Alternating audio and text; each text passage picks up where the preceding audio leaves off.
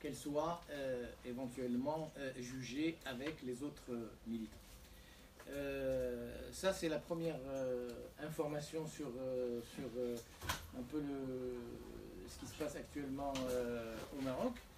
Deuxième information, on vient d'apprendre mais ça serait bien de dire celui qui a été arrêté. Zariqa. Bouhadi, c'est un militant de Hirak de Bruxelles qui est rentré avant-hier au Maroc et était arrêté à Casablanca le soir. À l'aéroport. مهاجر المغربي ببلجيكا السيد زريقه بالهباري بالدار البيضاء مباشره رسوليه الى مطار محمد الخامس قريبا من بروكسل.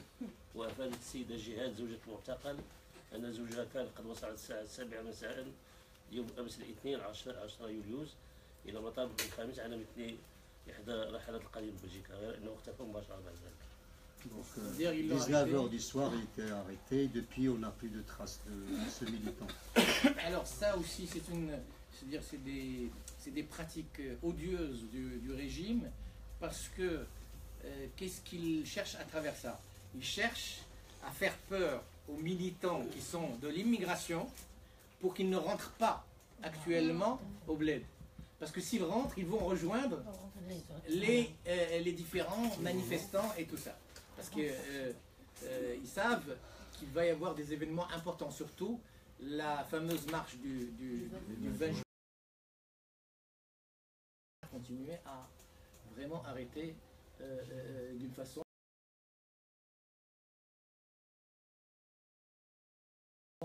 Si vous avez d'autres informations, avant de laisser la parole à Rosa, on peut en profiter maintenant. Alors, on a parlé aussi de la Massira du 20 juillet. Là, il y a 3 femmes aussi qui ont été libérées. Il y a c'est des convocations. C'est-à-dire qu'ils font des convocations à un certain nombre aussi bien femmes qu'hommes. Mais ça à Al-Qassima même. Et il les interroge et il les relâche. Il y a 3 femmes qui étaient libérées hier. Mais c'est des militantes de l'Union nationale des étudiants du Maroc qui étaient arrêtées. Ils étaient libérés hier. Un mois. Ça fait un mois. Un mois, ils étaient libérés aujourd'hui. Voilà, exactement. Ils sont restés un mois en prison. Oui. Je veux juste dire quelque chose, je peux parler en arabe ou pas? Tu parles en arabe? Oui, واحد الحاجة يعني داك المحامية اللي قلت على الفيسبوك باللي أن سيليا راه بمعنويات مرتفعة وداك الشيء، هذاك الشيء خاطئ. الوالد ديالو هذا النهار باللي دار واحد الفيديو قال باللي داك الشيء ماشي صحيح، باللي بنتها يعني كتعاني وراه في واحد الحالة يعني يرثى لها، وداك الشيء اللي قالت ديك المحامية على فيسبوك يعني لا أساس له من الصحة. Alors, il vient de dire notre ami que il y a une information qu'une avocate a dite hier ou avant-hier sur l'état de Cilia, en disant que son état il est très très très bien et tout ça, en cachant les côtés psychologiques de Cilia. Son père aujourd'hui a été interviewé en disant non, c'est pas vrai, son état est grave. Voilà. Moi je confirme pour m'être entretenu avec son père à ces moments que non seulement son état est grave d'un point de vue psychologique, elle a reçu énormément de pression psychologique au moment de son arrestation. Elle a subi des menaces de viol du fameux commissaire Issam, là, qui est connu pour avoir fait subir des violences aux militants à Al-Qassima. Il lui a aussi dit que son père, qui est en proie à des affections cardiaques, risquait de mourir en apprenant son arrestation. Elle a très très mal supporté l'incarcération à l'isolement. Elle était dans une toute petite cellule, sans lumière, sans rien, et l'isolement, ça l'a énormément affectée. Elle ne s'attendait pas du tout à être arrêtée parce que c'est une artiste et qu'elle n'était pas du tout préparée à ça. C'est pas une militante aguerrie. La façon dont c'est cassé le jeune, donc ils l'ont emmené comme ça à Casablanca en voiture, main monottée derrière le dos pendant tout le trajet de 600 km qui est extrêmement éprouvant, donc déshydratée, en n'ayant pas mangé, donc elle est cassée physiquement, elle est cassée psychologiquement. Aujourd'hui elle est sous antidépresseurs quand même, donc il faut la libérer. Parce que c'est une innocente, mais là il faut la libérer vite pour des questions de santé, quoi. Parce qu'elle peut garder des séquelles physiques, psychologiques graves, quoi. Voilà. Et ça, c'est son père qui dit ça. D'autres informations? C'est bon? Eh bien, Rosa, tu enchaînes. Hein? Pour ceux qui ne connaissent pas, c'est que la police marocaine, il n'y a pas très longtemps, a convoqué aussi un petit enfant de 6 ans. Oui, exact. Je pense que tout le monde est au courant. Il a été convoqué aussi pour qu'il fasse un truc écrit, comme quoi il ne va pas laisser son enfant faire des vidéos. L'enfant a été interrogé pendant 4 heures. Exactement. Et puis, celui qui l'avait caméré à l'époque, il s'est fait arrêter au final. Je reviendrai sur les pressions policières parce qu'évidemment, comme journaliste, on en a aussi subi. Mais pour commencer, je voudrais vous remercier d'être là. Et je voudrais remercier chaleureusement la TMF, Abdallah, aussi Imad, qui m'ont beaucoup aidé à réaliser ce reportage là-bas. Je voudrais simplement dire que, peut-être pour revenir rapidement sur ce que tu disais, sur l'importance pour nous du RIF, déjà, enfin, dans ma rédaction, c'est pas seulement moi, hein, on a été extrêmement affectés le 28 octobre quand on a appris la mort atroce de ce jeune poissonnier, Mohsin Fikri, qui a été broyé dans la benne à ordures parce qu'il vendait de l'espadon qui était en pause biologique et donc qui a payé de sa vie la vitrine écologique du régime à la veille de la COP 22, pendant que les gros bonnets de la pêche illégale, ils continuent à pêcher les espèces qui ne devraient pas être pêchées, notamment les chalutiers occidentaux européens. Donc ça a été vraiment un choc pour nous, la façon dont est mort ce jeune, et c'était vraiment une illustration absolument atroce de la Rogra. Donc on a vraiment écrit assez régulièrement. Il faut savoir que ce mouvement, qui n'est pas seulement un mouvement social, hein, qui est aussi un mouvement contre la marginalisation politique, contre la marginalisation culturelle, il n'a pas connu de trêve depuis 9 mois, donc régulièrement on a écrit dessus. Et évidemment, les choses se sont accélérées après l'arrestation de Nasser Zaghlofi, et donc c'était important pour nous de s'y rendre. C'est pas forcément quelque chose de simple. Le Maroc, c'est pas le royaume de la liberté de la presse. C'est extrêmement compliqué aujourd'hui de pouvoir travailler librement au Maroc. Moi, j'ai travaillé avec un jeune photojournaliste qui est aussi militant de la MDH. Et on a été en permanence sous surveillance policière, mais vraiment en permanence, avec des policiers qui faisaient le pied de grue au pied de l'appartement qu'on avait loué à Al-Hoceima, avec le fait qu'il a été, à notre retour à Meknès, convoqué à 2 reprises à la gendarmerie et longuement interrogé sur ce qu'on avait fait dans le RIF, sur les raisons de ma présence au Maroc, sur les dates de mon retour, etc. Mais il y a en permanence de l'intimidation. Et je voudrais aussi simplement raconter cet épisode. Il y a aujourd'hui partout au Maroc des rassemblements qui s'organisent en solidarité avec le RIF, mais aussi pour exiger la justice sociale, le respect des droits, des libertés ailleurs, pas seulement dans le RIF. Et ces manifestations sont extrêmement violemment dispersées. Moi, j'ai assisté à une manifestation à Meknès qui a été d'une violence épouvantable. Le président local de la MDH a fini à l'hôpital, ainsi que 2 autres militants. Et nous, à la suite de ça, évidemment, on a été immédiatement repérés, puisque moi j'avais mon carnet et son appareil photo. Et lorsqu'on est parti, on a été carrément pris en chasse par des bagnoles de la DGSN. Et c'est vraiment des méthodes de barbouze, quoi, parce que c'est pas, les gens ne se présentent pas, ils viennent pas officiellement se présenter comme policiers, vous interroger ou vous convoquer. Tout ça se fait sur le mode vraiment de la barbouzerie. Et là, tous les militants marocains en témoignent, il y a une dérive, en fait, depuis 2012. Il y a eu la mise en scène de cette nouvelle constitution censée mettre en place l'état de droit, mais c'était complètement de la poudre aux yeux, puisqu'elle a simplement été amendée en vase clos dans l'entourage royal. Et en vérité, ce qui se produit depuis 2012, c'est pas du tout la mise en place d'un état de droit, c'est au contraire une fuite en avant sécuritaire, répressive, avec des menaces qui pèsent aussi sur les défenseurs des droits humains, à la fois physiques, politiques, des menaces d'interdiction d'un certain nombre d'associations qui défendent les droits humains, qui sont extrêmement graves. Et cette chape de plomb sécuritaire, on la sent immédiatement, mais dès qu'on rentre dans le RIF, à la limite, dès qu'on quitte Taza, pour prendre la route qui mène à Al-Hoceima avec d'innombrables barrages de gendarmerie et de police, beaucoup plus qu'ailleurs dans le pays.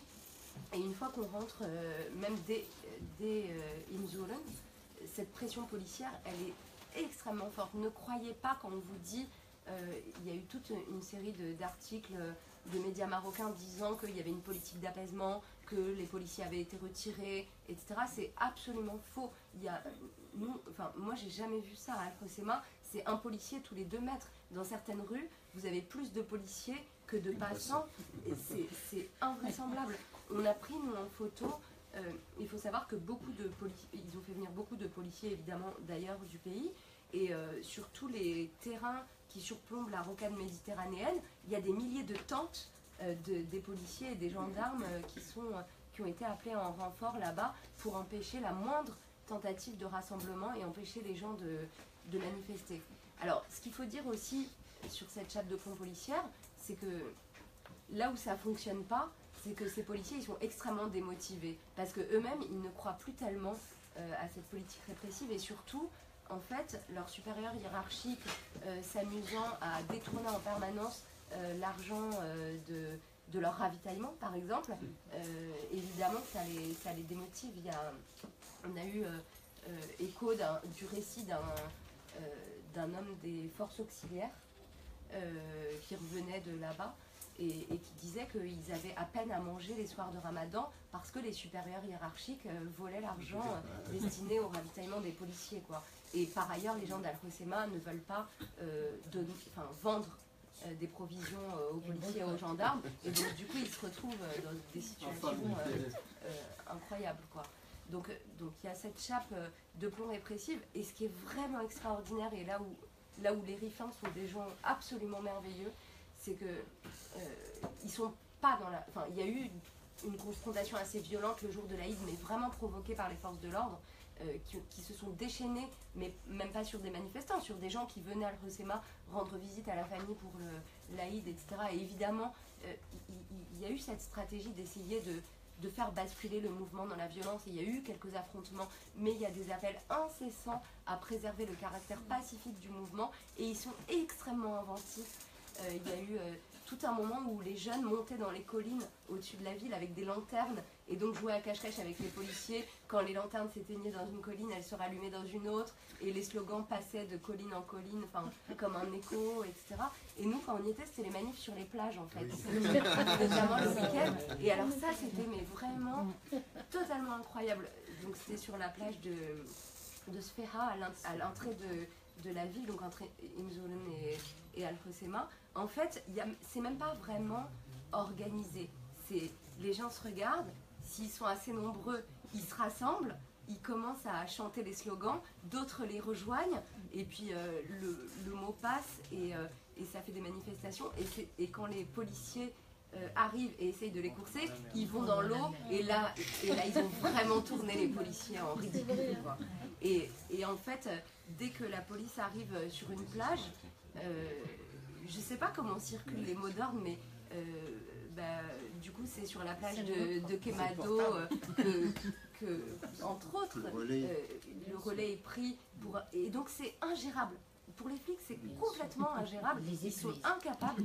Voilà. Non seulement ils les épuisent, mais c'est des dispositifs extrêmement lourds. Des fois, ils envoient des camions de policiers sur des plages où il y a simplement des familles qui prennent un moment de détente. Donc c'est totalement ridicule, quoi. Donc il y a ce caractère extrêmement inventif du mouvement, de la mobilisation, où les gens restent très très très soudés. Les Rifins sont extrêmement soudés dans la résistance à la répression, dans le fait de continuer à porter ces revendications, cette plateforme revendicative qu'ils ont élaborée tous ensemble, qui porte sur des demandes sociales extrêmement simples, de base, quoi. Demande des écoles. Aujourd'hui, le système éducatif est délabré au Maroc, mais il est encore davantage dans le Rif et en particulier dans les zones rurales. Ils demandent une université. Il faut savoir qu'il n'y a pas d'université de plein exercice, il y a juste une antenne à Al-Hoceima. Et donc, pour poursuivre des études, les jeunes sont obligés d'aller soit à Oujda, soit à Fès, ce qui demande des budgets impossibles à tenir pour les familles qui sont très modestes. donc le coût du transport, le coût du logement sur place, etc. Donc ils demandent tout simplement une université sur place. Ils demandent un centre hospitalier de plein exercice qui puisse, entre autres, prendre en charge toutes les pathologies cancéreuses. Vous savez que la prévalence des cancers, elle est beaucoup plus forte dans le Rif qu'ailleurs dans le reste du Maroc, à cause justement des armes chimiques et notamment du gaz moutarde qui avait été épandu par les Espagnols au moment de la répression contre le soulèvement d'Abdelkrim, au moment de la guerre du Rif. Donc voilà, ils demandent ce genre de choses. Il y a aussi tout le volet culturel de la revendication. Et là, moi, je vous avoue que j'ai découvert à quel point, en fait, l'expression même de la culture amazigh, en fait, elle avait été extrêmement réprimée aussi au Maroc. Jusqu'en 2011, les gens ne pouvaient pas prénommer leurs enfants d'un prénom amazigh. C'était rejeté à l'état civil, ce que je ne savais absolument pas. Et en 2011, l'inscription de la langue amazigh dans la Constitution, elle n'a pas du tout été suivie des faits. D'abord, cette officialité, elle vient derrière la langue arabe. Et par ailleurs, il n'y a rien qui a été... Enfin, les lois organiques censées définir le cadre de cette officialité n'ont jamais été adoptées. Et les gens ne peuvent toujours pas utiliser cette langue dans l'administration, devant un tribunal. Elle est extrêmement peu enseignée, en tout cas pas du tout dans le primaire et dans le secondaire. Et donc il y a cette revendication très forte. C'est une langue qui est parlée... Enfin, c'est la première langue que parlent les Rifins dans la rue, entre eux, c'est la langue maternelle. Mais pas que dans les familles, je veux dire, c'est aussi la langue de la vie sociale. Partout dans le Rif, et cette langue elle est aujourd'hui méprisée, pas seulement dans le Rif mais aussi dans les autres régions berbérophones du Maroc. Elle reste extrêmement méprisée comme étant une langue marginalisée, etc. Et donc il y a cette demande, cette revendication de reconnaissance culturelle qui est extrêmement forte, et il y a une demande de reconnaissance politique de la région.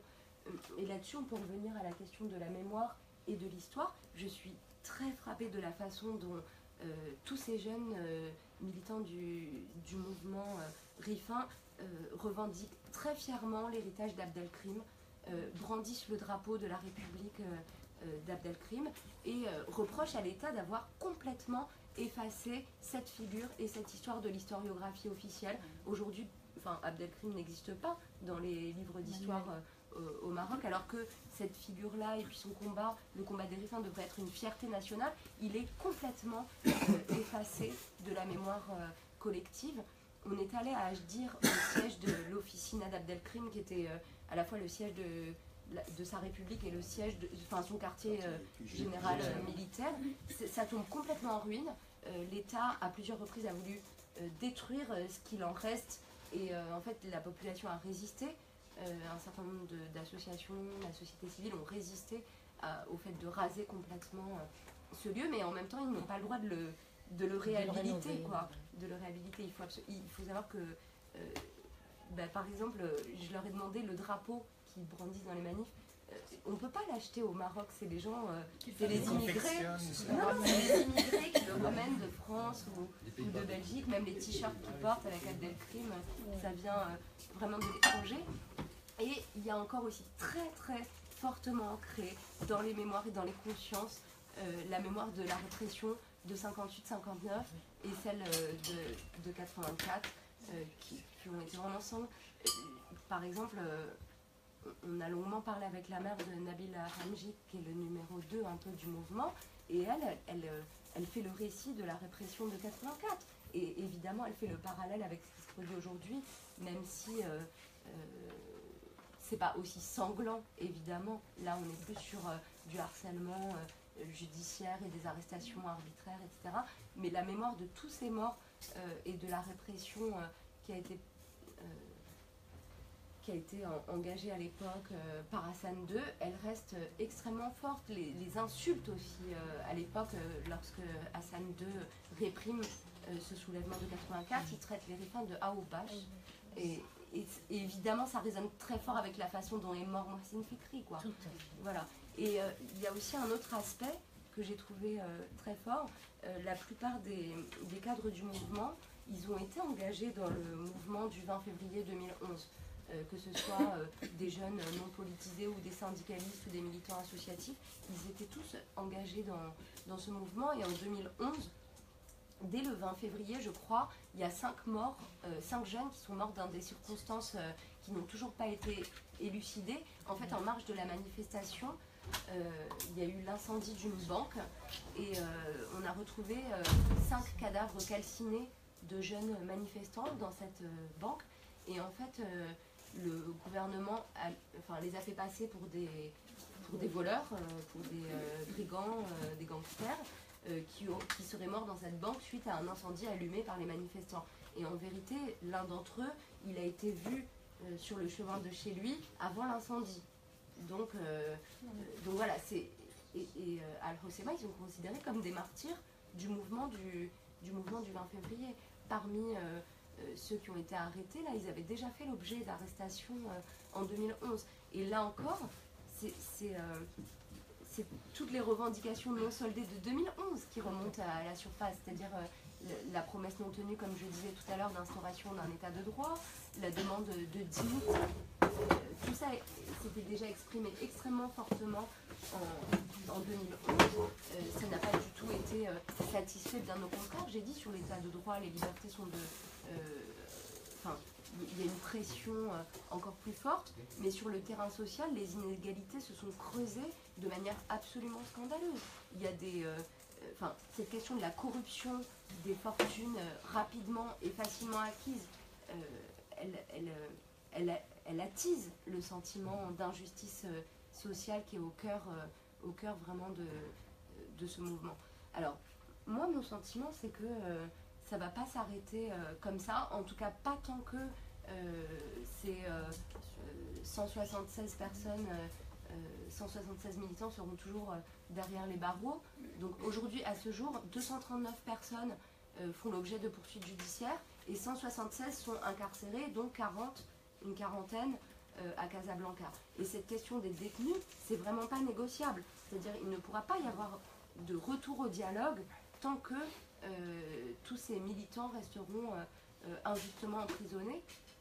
Et là encore, c'est pas seulement dans le Rif, il y a des mobilisations partout au Maroc pour exiger leur libération et qui font aussi écho aux injustices sociales et à la marginalisation subie par d'autres régions, et notamment dans les zones rurales où les gens les plus modestes vivent encore dans des conditions tout à fait moyenâgeuses, privés de tous les services de base, privés même de nourriture, quoi. Les gens ne mangent pas, dans les zones montagneuses, les gens ne mangent pas du tout à leur faim, quoi. Et donc voilà, moi j'ai trouvé que c'était un mouvement encore extrêmement organisé, que le régime n'a pas réussi à décapiter en dépit de l'arrestation de tous ces cadres. En fait, d'autres prennent le relais et continuent. C'est un mouvement qui est à la fois extrêmement bien organisé, etc., mais qui garde une horizontalité qui fait qu'on ne peut pas le décapiter et y mettre fin comme ça. Et effectivement, les Rifins étaient très en attente du second souffle que pouvait donner au mouvement le retour de tous les immigrés, parce que pour eux c'est extrêmement important ce qui se passe en Europe. Et là, je reviens à ce que peut faire aussi le collectif ici, la TMF. Le régime marocain, il est imprévisible, mais il est très sensible aux pressions, que ce soit à l'intérieur ou à l'international. Et là, on a quand même un boulot à faire ici pour à la fois relayer toutes les informations, relayer la revendication de libération des prisonniers, et faire aussi pression sur le gouvernement français, dont l'attitude est absolument scandaleuse depuis le début du mouvement. Vous avez vu Macron, au moment de sa visite soi-disant privée à Mohamed VI, qui sort en faisant le porte-parole du palais et en disant il n'y a pas de volonté de répression dans le Rif, le jour même où les premières condamnations tombent à Al-Hoceima. Mais là, avant-hier, je ne sais plus si c'était hier ou avant-hier, une question est posée au point de presse du Quai d'Orsay et la réponse c'est la France suit très attentivement la situation complexe dans le Rif et le Maroc est partie prenante au pacte international sur les droits civils et politiques, donc tout va bien, quoi. Et là, on ne peut pas accepter cette complaisance qui est coupable. Il y a eu le même type de complaisance avec d'autres régimes autoritaires. On se souvient de la complaisance coupable avec le régime de Ben Ali, Et là, pour le coup, c'est de notre ressort ici, et il compte beaucoup là-bas sur nous, de faire pression sur le gouvernement français pour qu'il cesse disons, de couvrir le régime marocain dans sa politique répressive. Et ça va loin. Il y a quelques jours, Hamouchi était reçu tapis rouge déroulé à l'Élysée, au nom de la coopération antiterroriste, etc. Mais ce type-là fait toujours l'objet de plaintes en France et de procédures devant la justice française pour complicité de torture. Donc il ne peut pas être reçu avec tous les honneurs à l'Élysée. Et là, voilà, c'est aussi un terrain sur lequel on a, nous, intérêt à se battre. Je vous dis tout ça un peu en vrac. Je suis désolée, j'ai attrapé une méchante rhinopharyngite, mais peut-être on peut avoir plutôt un échange et puis que je puisse entendre vos avis, répondre à vos questions, etc. Merci. Très bien, merci.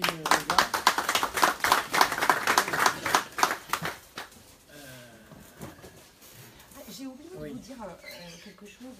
On a fait une étape aussi à Nador. Et là, c'est vraiment le trou noir. Dès qu'ils attrapent un journaliste, ils l'expulsent. Le lendemain de notre passage, un photojournaliste espagnol a été expulsé et son matériel confisqué. C'est vraiment la plaque tournante aussi de tous les trafics, avec la police qui prend sa dîme sur le trafic d'êtres humains, sur le trafic de drogue, sur tout ça. C'est impossible d'accéder à Melilla maintenant.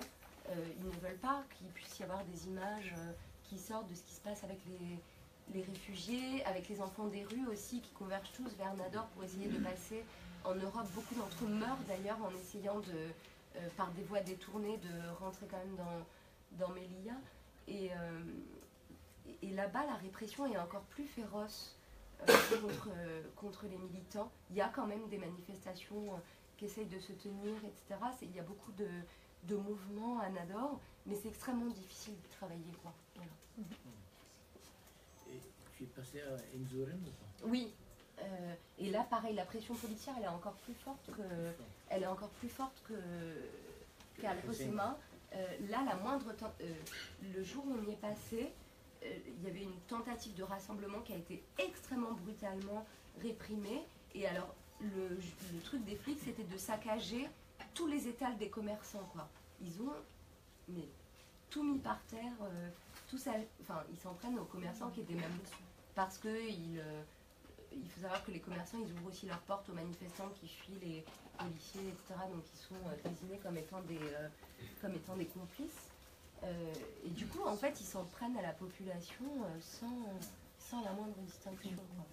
Et c'était quoi la réaction de la population quand ils ont vu la vidéo de Zefzafi tout nu? Quelle réaction? Alors moi j'étais rentrée. Ah d'accord. Mais je crois que ça a suscité vraiment une vague d'indignation absolument terrible, bien au-delà du RIF, quoi. Parce que c'est une vidéo qui est absolument dégradante, qui vise en fait à casser. Zefzafi, il a une aura incroyable dans le RIF, il l'appelle Amra.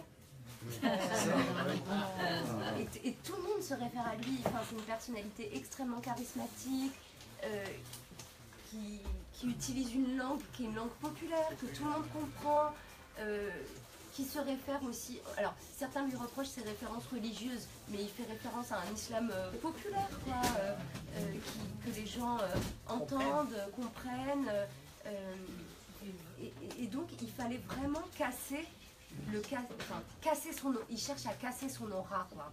Et cette vidéo, elle rentre dans ce cadre-là.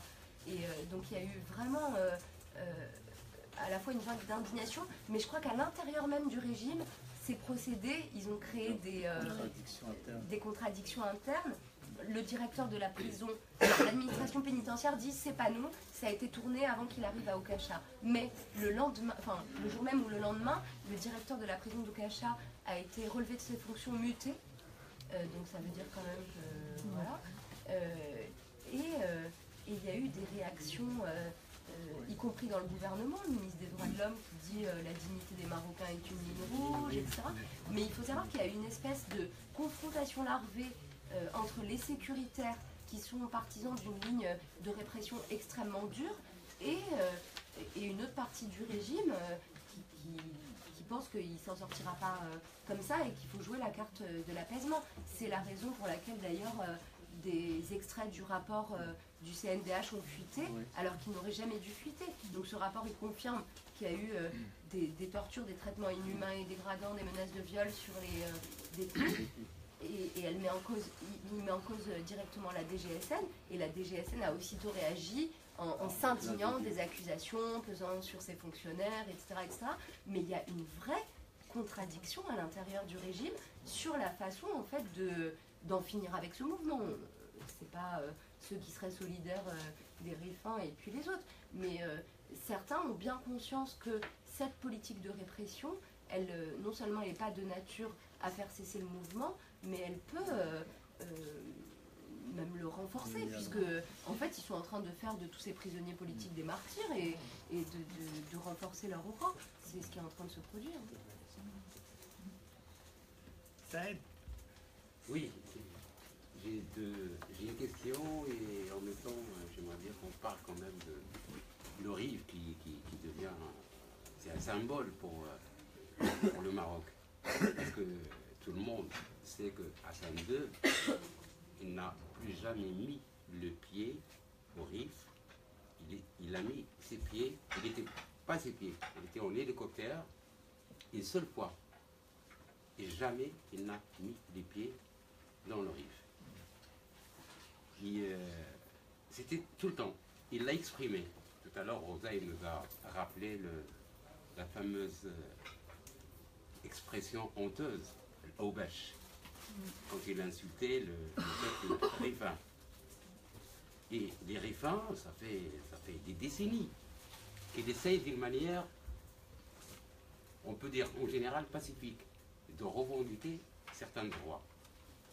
Tout à l'heure, par exemple, pour une des plus grandes revendications, c'est l'hôpital, l'école et où va l'argent public par rapport à tous les projets qui ont été soi-disant inaugurés par le roi et tout ça. C'est des gens qui ont lancé une sorte d'alerte.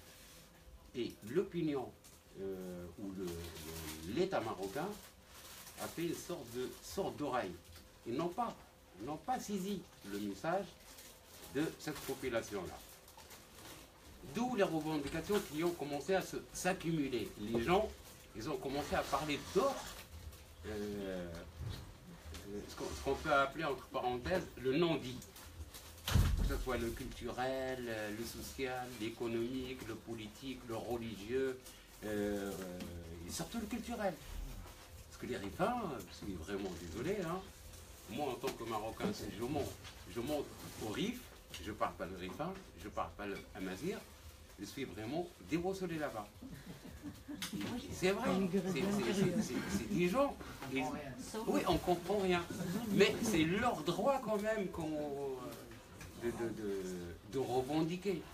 Mais la réponse, et là je reviens, et ça me rappelle une anecdote, je crois que ça va faire plaisir, ça Souti, et à chaque fois qu'il y a une révélation, il y a un communiqué du gouvernement. Je crois que c'était aujourd'hui un communiqué du ministère de la Justice, comme quoi la vidéo qui circulait et tout ça, Zaslavi n'avait pas de Gandora, les images, ils étaient machin, et moi, comme ça, dès que je vais le communiquer, il est sur Facebook, avec la photo de la page du communiqué du gouvernement, de la justice. Et moi, ça m'a rappelé le Bosraï. T'as rappelé quoi? Le Bosraï. Ministre de l'Intérieur. L'ancien ministre de l'Intérieur. Quand on parlait de Tazmamet, il dit que ça n'a jamais existé. Oui, et il y a le Bosraï qui a sorti le communiqué. Et vraiment, c'est une habitude dans... Mais là, si tu permets, son père a déclaré qu'ils l'ont mis cette Gandora parce que sa chemise était pleine de sang. Exactement. Et d'ailleurs, il commence à revendiquer cette chemise. C'était orchestré. Aujourd'hui, j'ai vu un médecin qui disait qu'il semblerait qu'il est drogué zef. Donc tout ça, il faut un peu le prendre et par avec des ailleurs, coupures et vidéos, ils voir. sont complètement cons parce qu'on voit quand même les traces d'échymoses et on voit aussi les manipulations des images là où il fallait effacer un peu les échymoses. Et ma question à Rosa, est-ce que tu as eu des contacts avec les gens du Nord par rapport à la diaspora qui est à l'étranger? Est-ce qu'ils attendent? Eux, c'est ce que je disais tout à l'heure, ils attendent vraiment que le retour des immigrés puisse redonner un deuxième souffle, un nouveau souffle au mouvement. Ils sont très très attentifs à toutes les mobilisations qui existent en ce moment en Europe. C'est très important en termes de soutien pour eux, mais ils attendent aussi le retour des émigrés pour avoir des nouvelles forces quoi, dans le mouvement. Ils sont aussi fatigués, hein. Ça fait 9 mois qu'ils luttent en permanence et ils espèrent bien que le retour des immigrés sera une nouvelle, donnera un nouvel élan, voilà, un nouveau souffle, un nouvel élan au mouvement. Mais juste pour finir, ce que tu disais sur Hassan II qui n'a plus jamais remis les pieds là-bas, c'est clair que le contentieux historique, il est complètement remonté à la surface depuis très loin, quoi. Même depuis la guerre du Rif, en fait, on pourrait dire, et avec l'attitude à l'époque du sultan, etc. Donc toute cette histoire, tout ce contentieux historique remonte complètement à la surface. Et alors cette phrase, je l'ai entendue mais des dizaines de fois, on nous traite comme si on n'était pas des Marocains. Et en fait, le régime a d'abord accusé les manifestants de séparatisme. Le Premier ministre vient de dire que c'était une erreur, mais n'empêche qu'il continue de les accuser de séparatisme, alors que la politique de séparation, elle vient vraiment de l'État. L'histoire de pas de voie express pour aller jusqu'à Al-Hoceima, alors maintenant qu'il y a le mouvement, etc., les pelleteuses se sont remises en route, on a retrouvé l'argent qui s'était perdu dans les sables de la corruption, etc. Mais ça fait des années que cette route est en chantier. C'est-à-dire que même pour aller là-bas, c'est la galère, c'est isolé même géographiquement, quoi. Et moi, ça m'a vraiment frappé. Comment cette côte méditerranée est complètement abandonnée. Elle n'est pas du tout aménagée, enfin, même sur le plan touristique, économique, il n'y a pas d'investissement.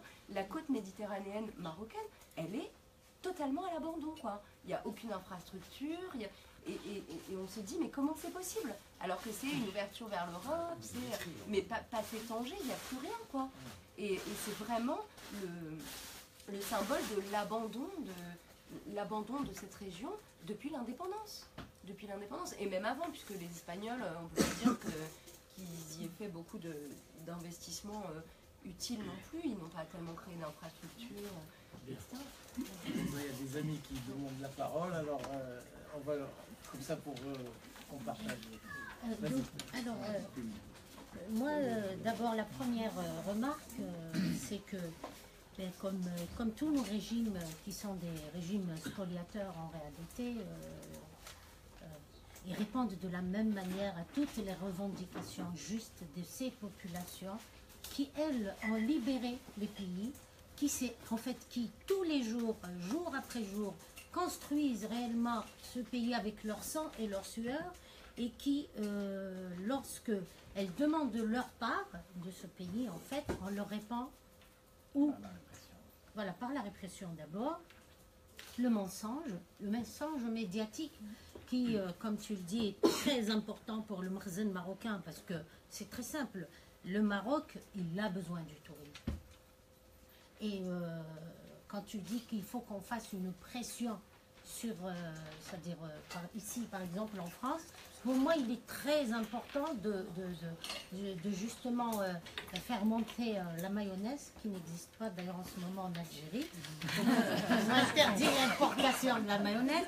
Il faut qu'on la monte en fait ici, parce qu'il y a beaucoup trop, le régime marocain a beaucoup d'amis dans le régime ou le système français, à tous les niveaux, et même qu'il réussit en fait à mettre la mainmise, même sur, j'aime pas trop le mot diaspora, parce que, voilà, je dirais migration.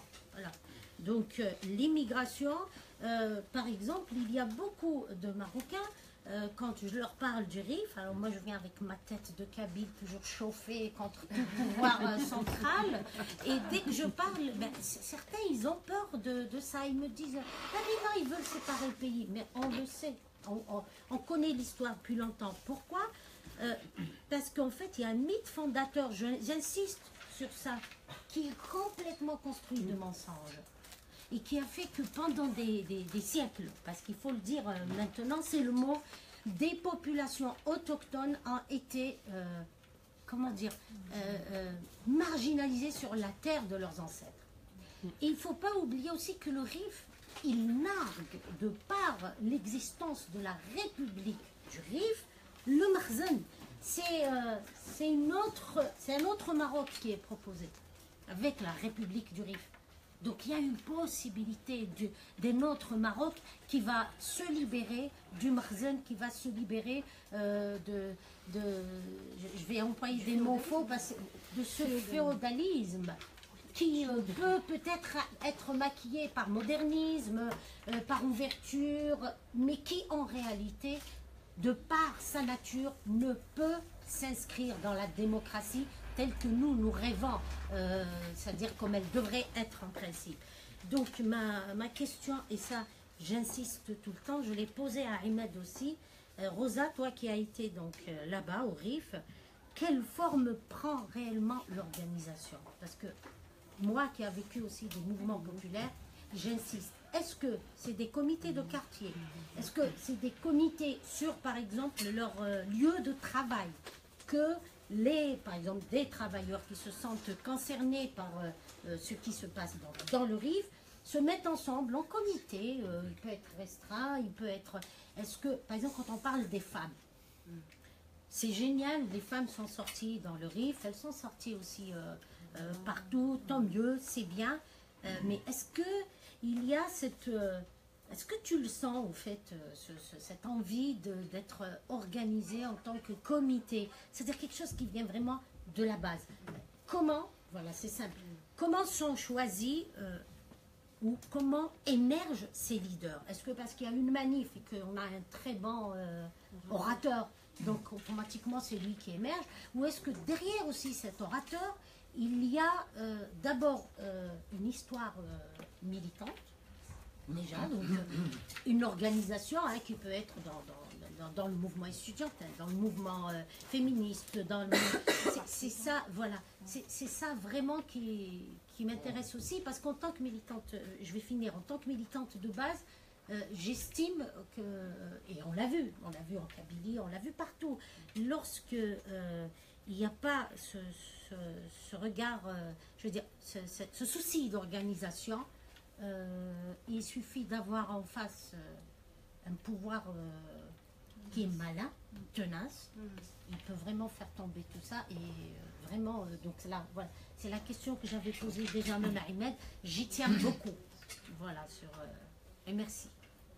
Et pardon si moi je me demande, il faut qu'on ait un échange, un certain nombre, parce qu'il y a des amis qui ont demandé la parole, et après Rosa, on ne demande pas trop à Rosa non plus. Hein. Yes, la pauvre.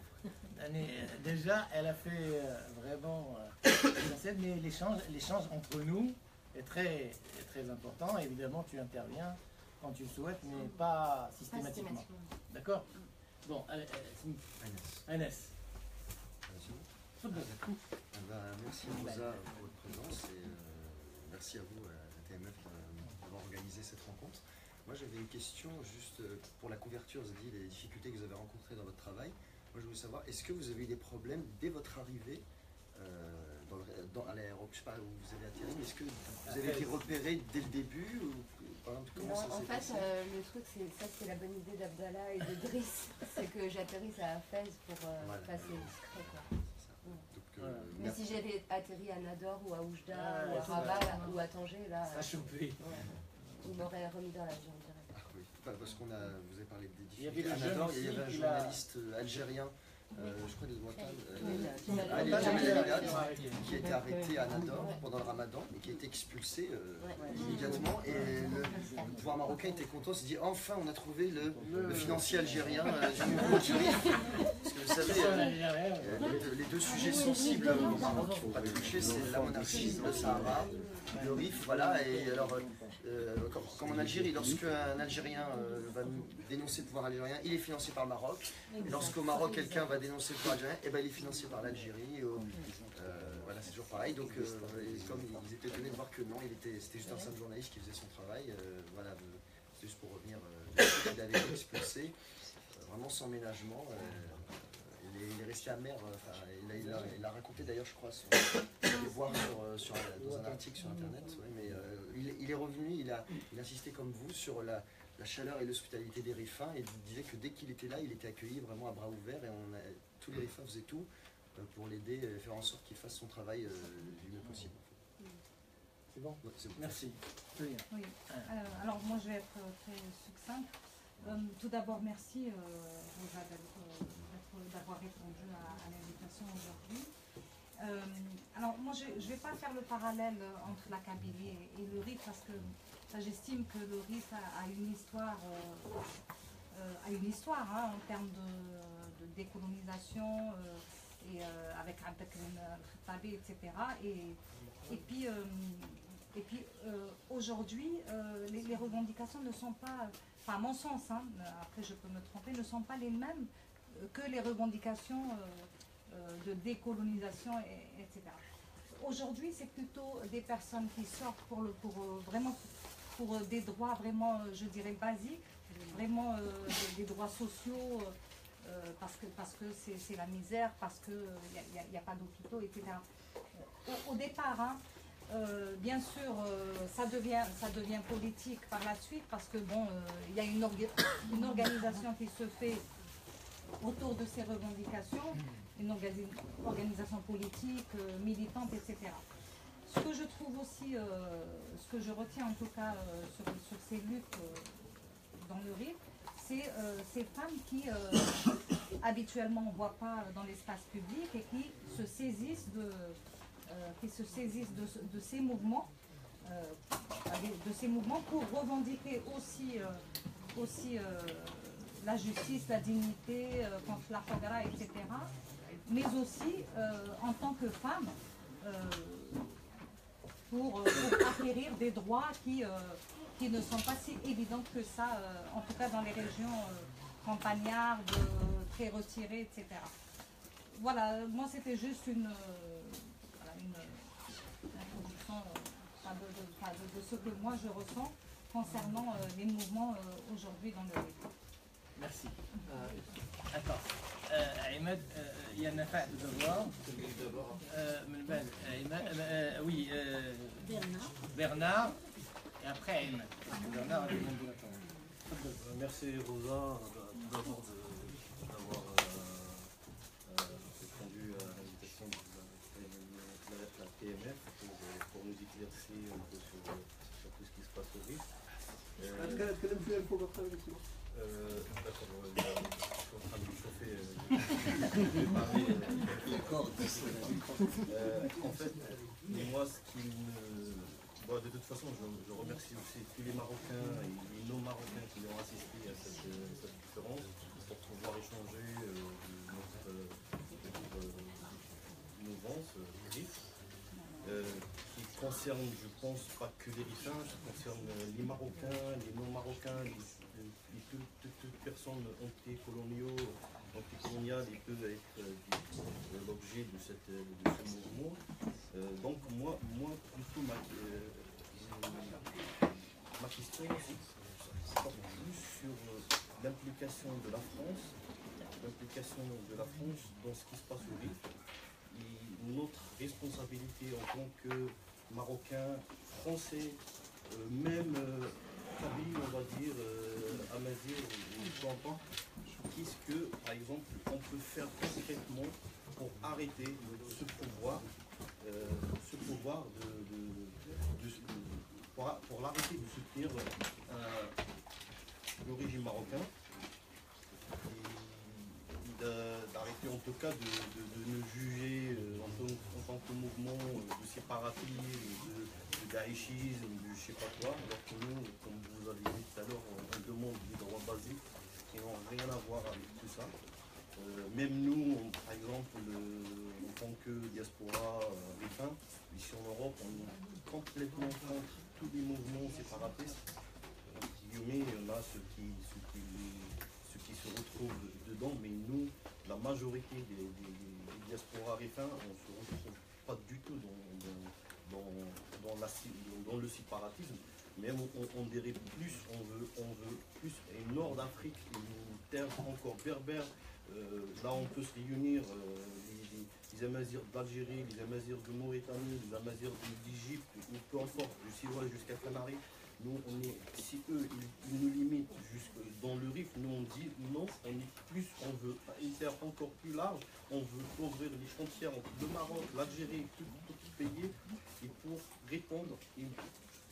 Et personnellement, par exemple, quand je vois la richesse qu'on a dans les 5 pays de Maghreb, rien qu'avec nos richesses, avec notre culture, notre intelligence, les compétences qu'on a ici en Europe, en tant que diaspora ricain, là on le voit très bien dans les équipes ici en France, les gens qui bossent, les ingénieurs, les avocats, les médecins, les chirurgiens, il y a énormément de Maghrébins en général, donc on peut bien être au-delà des coloniaux d'aujourd'hui, que ce soit les occidentaux ou même on peut aller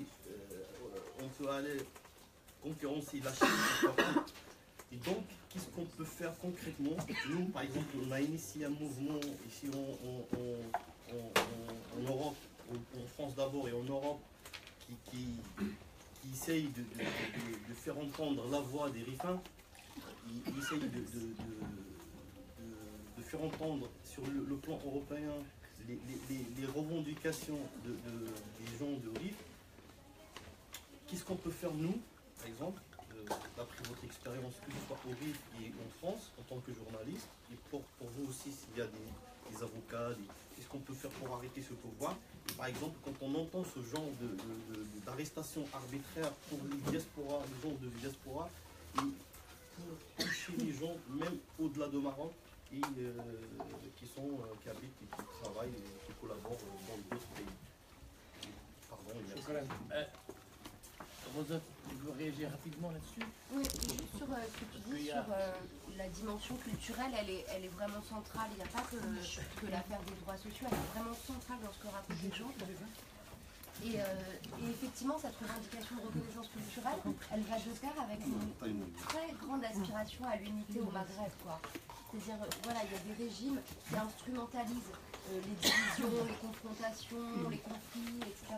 Et il y a au niveau des populations une vraie volonté de retrouver, disons, une colonne vertébrale, culturelle, politique, qui permette de faire une Afrique du Nord unie, parce que, comme tu le disais, avec les ressources, les richesses humaines, les ressources naturelles, etc. de cette région, ça pourrait devenir un pôle de développement extraordinaire, quoi. Et dans la revendication amazigh, moi j'ai senti aussi cette très très forte volonté d'unité de l'Afrique du Nord, mais c'est un mouvement qui remonte, quoi. Moi en 2013 j'avais écrit un article qui s'appelait « À l'ombre des printemps arabes, le réveil des Berbères ». Et à l'époque, ça se jouait en fait en Libye, parce que en Libye, c'était une langue et une identité aussi très réprimée. Et avec la chute de Kadhafi, il y a eu une très forte, comme ça, un très fort affichage et toute une série d'initiatives qui ont été prises. Et je crois que c'est pas que le Maroc, quoi. C'est quelque chose qui s'exprime maintenant très fortement dans toute l'Afrique du Nord, dans une partie de l'Afrique subsaharienne aussi, où il y a des communautés berbères. Ouais. Alors, Bernard, tout d'abord. Tout d'abord, merci à Rosa aussi. J'aurais juste des questions, et puisque je suis venu un peu en retard, si jamais tu l'as développé, je demande pardon. Alors, la première question, ça serait de savoir dans quelle mesure le mouvement a réussi à avoir une mobilisation de solidarité en dehors du RIF même. Soussou a abordé tout à l'heure la Canada, il y a eu quand même une grosse manifestation à Alger le 14 juin, je crois, 2001. Je sais qu'à Rabat, il y a eu une manifestation le 11 juin, mais est-ce que c'était essentiellement des gens du RIF qui étaient venus ou est-ce que ça prend la solidarité dans d'autres parties du pays? Ah oui, ça prend. Une deuxième question, ça concerne les forces qui sont à l'intérieur, parce que je pense qu'il peut y avoir différentes factions politiques. Je pense que la gauche et l'extrême-gauche, elle doit être essentiellement dedans, et l'association marocaine de droits humains, etc. Mais je crois que par exemple, Al-Adl wal-Ihsan, donc les islamistes opposants, on va dire, étaient aussi représentés à cette manif du 11 juin. Donc quelles sont les forces qui se sont mises en mouvement ou pas autour de cette question du RIF, qui peuvent avoir leur propre raison? Et la dernière question, est-ce que les partis politiques établis, donc pas les forces militantes, mais vraiment les partis établis, leurs sections qui sont au RIF, elles-mêmes, bougent différemment ou se comportent différemment vis-à-vis de la pression du mouvement? Ou est-ce que ça c'est une optique? Parce que il y a un peu la lecture de l'article que j'ai modestement suivi sur Internet sur les médias marocains qui résonne, mais ça peut être une fausse perception totalement fausse.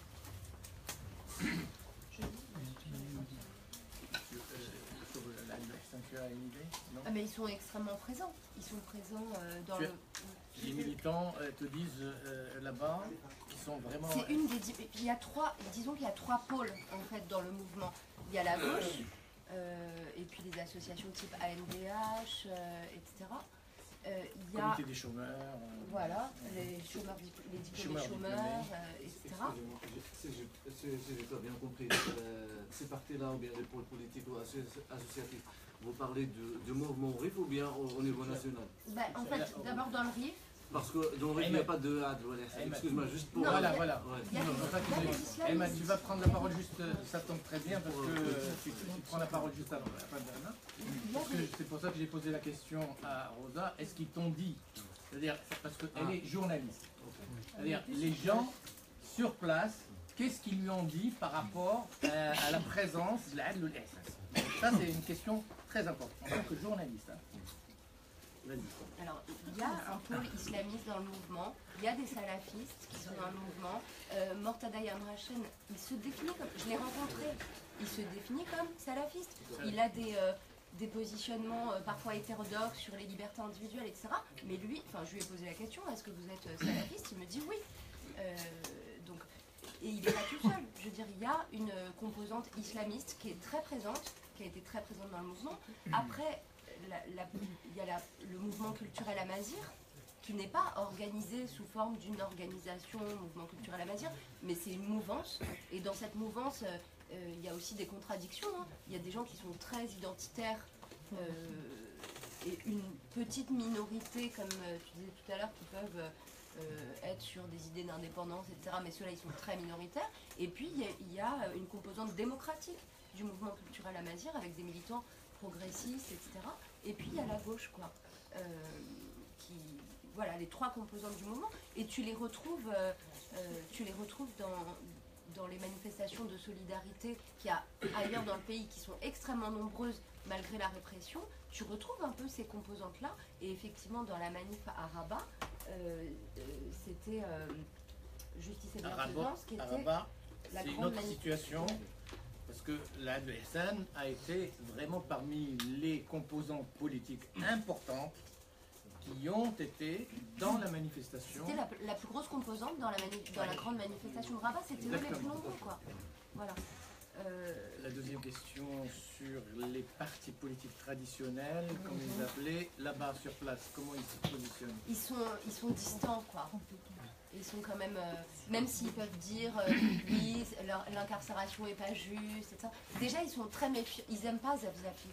Les élites locales, les notables, les responsables politiques, ils sont très méfiants vis-à-vis de lui, mais aussi vis-à-vis de ce mouvement, quoi, qui n'est pas du tout un mouvement traditionnel, qui n'est pas encadré par des forces traditionnelles. Donc il y a quand même une dimension de méfiance, quoi. Cela étant, il y a le PJD local qui s'est démarqué de son propre parti national. Et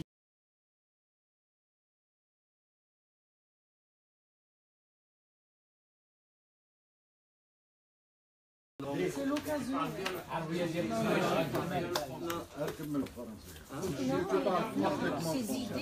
Tu parles parfaitement français. Parce que j'ai déjà fait une intervention en arabe.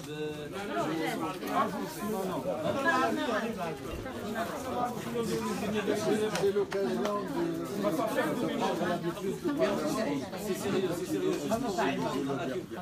C'est sérieux, c'est juste pour répondre à la question de notre sœur, parce qu'elle m'a posé la question la dernière fois.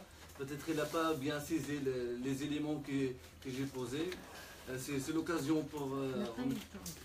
Il n'y a pas eu de réponse réellement ce jour-là, parce qu'on faisait vite, donc ça me travaille. إذا سأتحدث بالعربية لأنه بحس يعني حدث ولا حرج. براحة على المستوى إذا يعني لكي أجيبك يعني على السؤال الذي طرحته، هل هناك يعني شكل أو من أشكال التنظيم على المستوى الحراك؟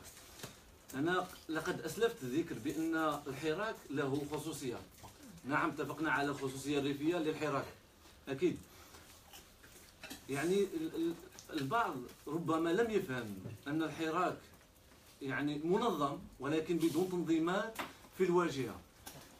نرى الزفزافي، نرى سيليا، نرى عدة يعني نشطاء يعني في الواجهة، ولكن لم نفهم بعض يعني التشكيل أو المنظومة التي يعني توجه أو تشكل بها يعني مجموعة من الاحتجاجات أو المسيرات الكبرى على المستوى الريف. نعم سأقول لكم شيئا، وأسلفت أختنا يعني الصحفية روزا على ذكر ذلك، البعد الذاكرة. لقد تربينا بما فيه الكفاية من أجدادنا، بداية من الأحرار في الذين حاربوا يعني الاستعمار في أوائل القرن العشرين، وعلى رأسهم الأمير محمد بن عبد الكريم الخطابي. علم فينا الحرية وقال لنا وقال للجميع وقال للإنسانية أنه لا حل وسط فيما يخص أو في قضية الحرية. لقد تشبعنا بما فيه الكفاية، تشبعنا بما فيه الكفاية، يعني دماء كثيرا أسيلت على مستوى التاريخ، يعني أطفالا، شبابا، نساء، شيوخا، كونا وعيا مجتمعيا واحدا، يعني وعي مجتمعي. مما أسفر على ذلك تكوين شخصية يعني موحدة لدى الإنسان الريفي في خصوصيته. ننتمي إلى الجغرافيا، ننتمي إلى الوطن الكبير، نعم، ولكن لدينا خصوصية. هذه الشخصية وكل المراحل التاريخية التي مرت على منطقة الريف كونت ذلك الوجدان، ذلك الروح. وقالت بالحرف الواحد الأستاذة روزا أنه على مستوى الشواطئ حسيمة لما قاموا بالاحتجاجات هناك، بمجرد النظر العين في العين في أخيه لقد فهموا يعني الرسالة. الرسائل تفهم يعني بالنظر، يعني ذلك روحي، ذلك يعني وخير دليل. لماذا سنذهب بعيدا في النقاش أو في التحليلات؟ لا، الطفل الصغير الذي يسمى سيف الدين والذي يبلغ من العمر 6 سنوات هو أبلغ رسالة في هذا الوجدان أو في هذه الشخصية الريفية اللي ما بغاتش المخزن أو النظام في المغرب يفهم هاد الناس أنه المسألة ماشي معنوية وفقط، بقدر ما أن المسألة هي حساب لم يصفى تاريخيا. وضعوا يعني مبادرات بما في ذلك يعني إنصاف والمصالحة، ولكن نحن يعني كقلوب كوجدان لم تصفى، يعني لم ترقى إلى الانتظارات المكون الريفي في ذلك الوطن. يعني هذا سألخص لأن سأسمح للجميع وإلا لن أكمل. يعني الوعي الجماعي هو المحدد في الأشكال.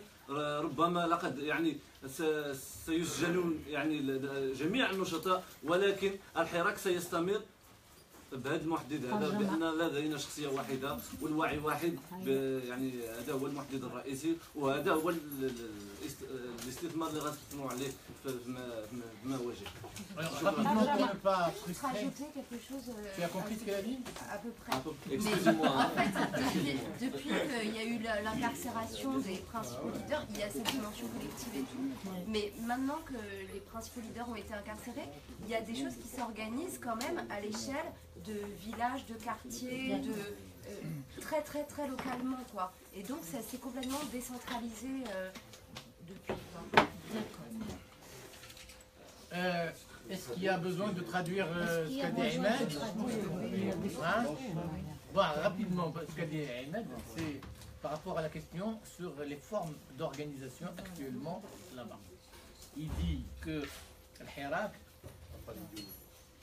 il est organisé, mais pas avec des organisations. C'est ça la formule. Parce que il est imprégné de l'histoire, l'apprentissage de l'histoire, vraiment un capital historique important à tel point que les gens se comprennent et ils voilà. Après il y a Saïd, il y a toi, il y a Saïd. D'abord, merci beaucoup aux camarades de la TMF pour l'organisation de cette conférence et aussi aux camarades du comité du RIF qui soutiennent le mouvement. Merci aux journalistes qui font le déplacement pour couvrir ce qui se passe au Maroc. Moi, je veux intervenir sur un truc vraiment précis, c'est un peu l'approche sécuritaire du pouvoir. Moi, je pense que c'est très très important de comprendre ce que fait le pouvoir dans le festival. La question, ce qui a été dit tout à l'heure, comme quoi quand le gouvernement a qualifié les gens de PCMA, de séparatistes, d'émigration, tout ça, moi je pense que ce n'est pas une erreur. C'est des éléments de langage qui permettent de solidarité. Ce n'est pas en direction de PCMA, c'est des éléments de langage destinés au reste du Maroc, non pas à PCMA, pour déconstruire les solidarités. Et quand tu parles, il y a Samia qui l'a dit indirectement, quand tu parles aux autres Marocains, ah attention c'est des séparatistes, ah attention c'est des gens qui veulent ça, ah t'as vu le drapeau du RIF, t'as vu ça, et vous connaissez le reste du discours. C'est des éléments de langage destinés pour casser les solidarités, ça évidemment.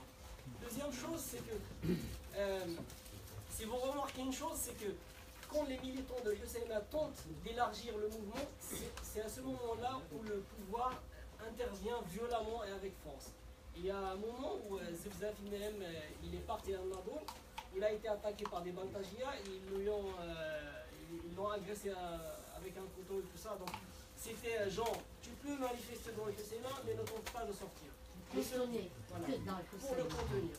Et le Premier ministre l'a dit d'une manière un peu indirecte, il a dit le grand danger qu'on a subi au Maroc, c'était en 2011, le moment où toutes les villes au Maroc sont sorties manifester, et où on avait nos forces de l'ordre, toutes les forces de l'ordre sont dispersées partout. Quand il y a des manifestations partout, quand il y a des manifestations dans toutes les villes, c'est difficile à contenir. Donc ils sont obligés de faire un accord politique, des arrangements syndicaux au niveau politique, des arrangements constitutionnels, ainsi de suite. Donc l'enjeu principal pour le pouvoir, c'était de contenir la manifestation à l'UCM. Manifester tout ça, la contenir. Et après, on réglera la situation. Pas des emprisonnements partout, en tout cas, on réglera la situation tant que c'est contenu dans un endroit précis géographiquement. Et je pense la seule chance pour que le mouvement réussisse, c'est qu'il s'étend à tout le Maroc. Parfait. Saïd. Oui, donc je pense que beaucoup rapidement, de choses... s'il vous plaît, parce qu'on a pas mal de... Beaucoup de choses ont été dites, donc on ne revient pas, mais je voudrais souligner quand même la spécificité de la région du Rif. Bon, comme on parlait beaucoup d'organisation, comme Mohamed Ben Abdelkrim a étonné aussi bien au Chimine que Che Guevara par la forme des guérillas, aujourd'hui aussi on est étonné par cette forme horizontale d'organisation et qui donne un élan. Donc sur le sujet, bon, à mon avis, un État démocratique ne peut avoir lieu que dans une régionalisation assez accrue, dans l'autonomie, dans la gestion. Et on a vu la spécificité du RIF. L'autre fois, sur le FMI, on a vu aussi, avec Barman, il y a aussi des spécificités. Donc ce régime va être coincé tout le temps tant qu'il ne répond pas à cette revendication et qu'il continue à gérer le pays en pouvoir central et bled Siva. Donc il y a cette dualité, on est dans ce dilemme-là. Ce que je voudrais souligner maintenant dans mon intervention, c'est le message qu'a porté Rosa sur qu'est-ce qu'on fait aujourd'hui ici. Parce que là, après, on a tous les moyens de nous ressourcer, d'analyser. Après, on a bien avancé là-dessus. Donc au niveau de l'étranger, je dirais qu'on sait faire malheureusement. Parce qu'il y avait les années de plomb, il y avait des façons de travailler. Donc le Hirak de RIF nous donne une exemplarité sur le travail horizontal, collectif.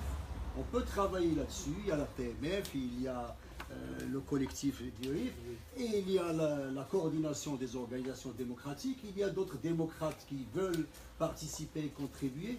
Alors comment faire émerger tout ça pour faire cette pression? D'abord sur le Quai d'Orsay, sur les déclarations, parce qu'il continue toujours à parler Macron comme le résident général du Maroc, celui qui veille là-dessus. Il continue toujours à traiter le Maroc là-dessus. Donc au moins ça on sait faire. On sait aussi travailler sur des coordinations, envoyer des délégations de médecins par exemple. Il y a une initiative louable d'envoyer une avocate, qu'il faut continuer là-dessus, parce que c'est interminable. Sur le volet spécificité, c'est le RIF, ok. Mais sur l'autre volet social, c'est tout le Maroc qui est concerné. Quand on tabasse à Rabat, Casablanca, Bnimla, Meknès, c'est tout le Maroc, c'est l'État qui tremble, comme on dit, de la position de la force apparaît sa faiblesse. Arrêter un enfant de 6 ans, est-ce qu'il va déstabiliser un État? C'est ridicule. Donc, à mon avis, malheureusement, comme on dit, on sait faire. Donc, il faut revenir là-dessus sur ces coordinations. Il faut voir au niveau du Quai d'Orsay quelle démarche on doit faire et rapidement, parce que on ne peut pas laisser passer des déclarations. Le collectif de solidarité devrait demander à être reçu. Bien sûr, bien sûr. Par exemple, des initiatives comme ça, donc je lance un appel à tous ceux qui ont responsabilité quelque part, ou qui sont concernés, à ce qu'on... Bon, la TMF, c'est la plus sympathique, j'allais dire, aujourd'hui. Elle offre ses locaux. Il n'y a pas que la TMF. Non, je dirais les locaux, je parle des locaux. Coordination démocratique aussi. Je parle des locaux. Je parle pas de ce que nous sommes. Donc, et deuxième chose aussi importante, parce que je salue aujourd'hui l'initiative à Tunis qui se passe aujourd'hui, au niveau international, il faut réfléchir à un comité international pour la libération de tous les prisonniers politiques. Ça, on va avoir le PCF, le LPA et tout ce soutien international qu'on a l'habitude d'avoir, des journalistes aussi. Donc à mon avis là-dessus, il faut mettre, j'allais dire, la réflexion entre nous sur ces initiatives. Non mais c'était ma question en fait par rapport à tout à l'heure. Qu'est-ce qu'on peut faire pour arrêter le... Voilà, on va y arriver. Petit à petit, il y a des propositions qui arrivent. Vas-y, rapidement. Bonjour, je tiens à remercier notre association Infiniment, la nouvelle Rosa, le journaliste qui a fait un travail très remarquable de toute façon plus et pour vivre un petit peu avec les gens de Hussein qui subissent jusqu'au jour d'aujourd'hui une pression d'un régime dictateur. Moi je viens d'une ville du Sidi qui a vécu le même sort que les gens de RIF revivent encore aujourd'hui. Lorsqu'on parle de la spécificité, je vois c'est les mêmes conditions parce qu'en fait on a été colonisé par les Espagnols.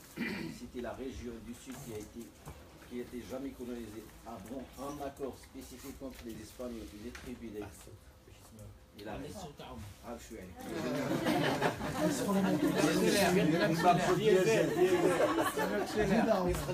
C'était une région qui n'a jamais été colonialisée avant un accord spécial entre les chefs du tribu des Bahman et les Espagnols. L'État marocain à l'époque n'a jamais mis les pieds cette région-là, voilà, jusqu'à 1969. En fait, il faut refaire l'histoire pour comprendre un petit peu les sociétés. C'est vrai, en 2008, il y avait un mouvement qui fait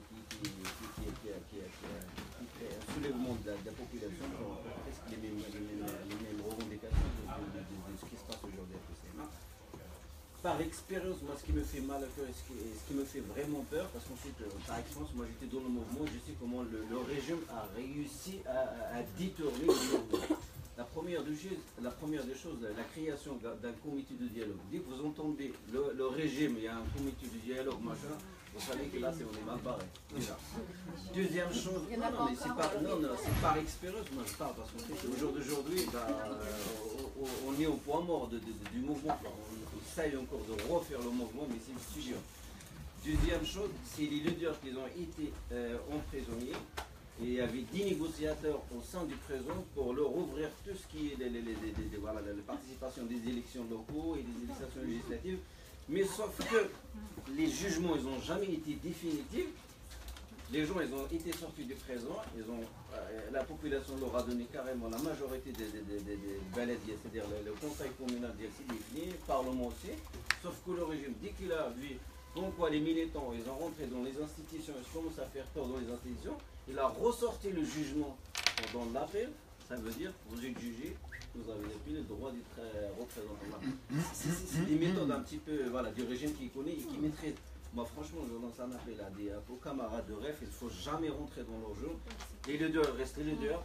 Les gens sur le terrain, ils bougent jusqu'à la satisfaction des résultats. Parce que le jour où on rentre dans du dialogue, c'est des charlatans. Moi je me rappelle, comment ça s'appelle, Ben Moussa, l'ambassadeur au il était ministre de l'Intérieur, c'est lui qui a géré ça avec son mafieux, comment ça s'appelle, Arneus.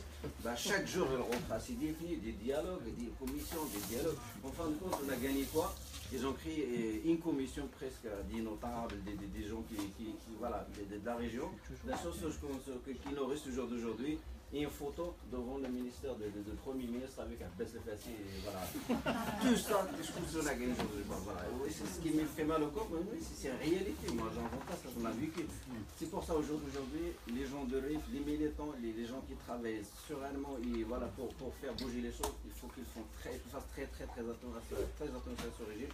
Il a tous les moyens pour déstabiliser le mouvement, il a tous les moyens de détourner le sens du mouvement. Il faut faire très attention.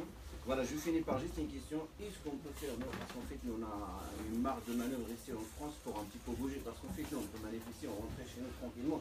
Mais c'est pas le cas. Aujourd'hui, tu peux manifester, pas sûr de rentrer chez toi. Nous, on a ce droit-là. Au moins, il faut qu'on en profite pour mettre la pression de manifester devant le palais des rois ici, parce qu'en fait, devant l'ambassade, on a marre à 20%, ça veut dire qu'il faut un petit peu monter l'écran. Deuxièmement, on mettre la pression sur le PDRC, parce qu'en fait, moi j'entends des matins, parce que les partis, on dirait que c'est le porte-parole du palais marocain. Le Maroc, le roi, je ne sais pas. Voilà.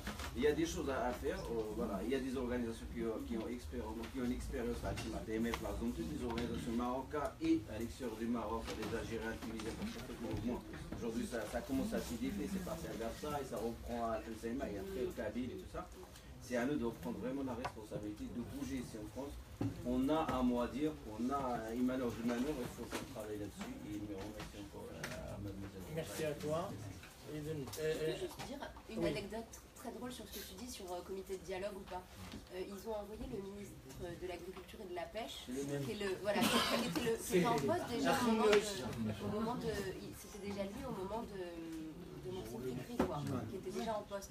Et là, donc il parle avec un commerçant en disant alors qu'est-ce qu'on peut faire pour améliorer la situation, etc. Et le gars lui répond je n'ai pas de temps à te consacrer. Mais pour vous dire que les gens ont plus peur des flics et ils ne sont plus du tout dans l'irrévérence vis-à-vis des responsables politiques. Juste une phrase. Sachant que les causes du mouvement, c'est les mêmes, parce qu'en fait, le poissonnier qui est broyé, assez défini, c'est des jeunes, des premiers qui n'ont pas de travail, ils ont bloqué le port, et comme l'État, parce qu'en fait, c'est des généraux qu'on touche là, parce qu'en fait, les autorisations des pêches maritimes, c'est pas moi, c'est pas les pauvres, c'est des généraux, c'est les grands, ils ont des bras longs. Donc, dès qu'on leur touche machin, ils perdent la boussole et après, on part. Mais de toute façon, il y a des mouvements, il y a des soulèvements partout. Je ne sais pas si vous avez entendu parler de ce qui se passe à Émidère. Depuis des années. Voilà, mais ça continue à faire. Ça continue encore. Là, il y a des. Je n'ai pas vérifié l'information, mais il semblerait que l'or, l'argent part directement à l'étranger, etc. Et les gens, ils n'arrêtent pas de continuer à manifester, se rassembler contre la spoliation des ressources, mais aussi contre les pollutions créées, la pollution de l'eau notamment. Et là, en ce moment, ça bouge là-bas encore. Ça fait 5 ans. Alors, 5 ans. Pardon. Moi, c'est une proposition.